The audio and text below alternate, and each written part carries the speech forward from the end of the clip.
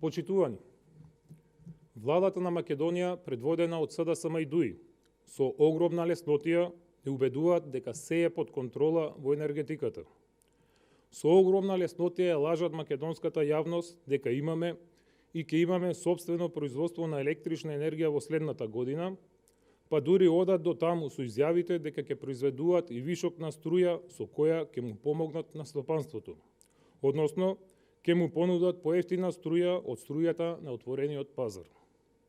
Ова е повеќе жално од што смешно, затоа што АД Елем не е во состојба да ги исполни своите законски обврски кон Еводахом, за што троши огромни милионски суми народни пари за увоз на електрична енергија. Научно-фантастичниот филм во најава за обезбедување на 900.000 тони јаглен за потребите на рек Битола доби второ продолжение во режија на владата на Македонија. Владата најави дека се планираат подготовки за набавка на јаглен од Косово за наредните 5 години, според кој секоја година Македонија ќе набавува од Косово неверојатни 3 милиони тони јаглен. Вакви шампиони во енергетиката, како што сами се нарекуваат, историјата не памети.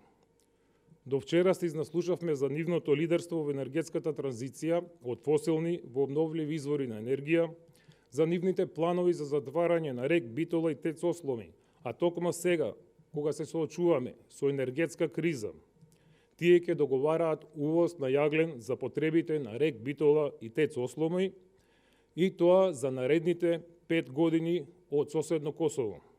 Наместо тоа, требаше да се погрижат за нашите рудници, да отвараат нови, да имаме собствени инвестиции, да имаме нови вработувања, да имаме производство на електрична енергија од собствен јаглен.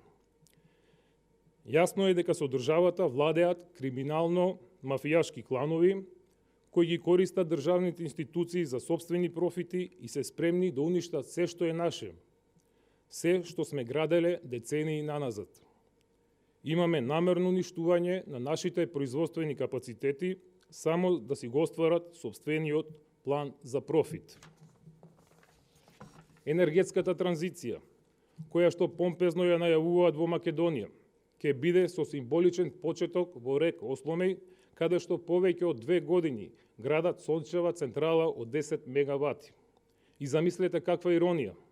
Токму каде што започнува енергетската транзиција во Македонија, истите таму ќе носат јаглен од Косово во наредните 5 години.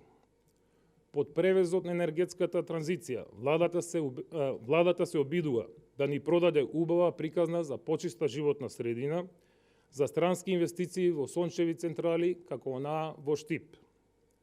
На новите приватни инвестиции во енергетиката, Македонија ќе биде должна да им обезбеди многу поволни услови во инвестирањето.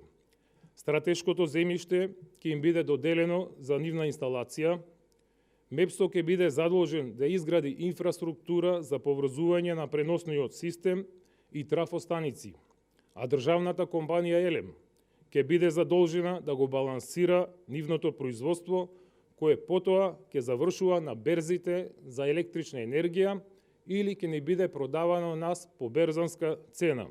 Со ваква власт, Македонија сигурно станува увозно зависна држава за електрична енергија.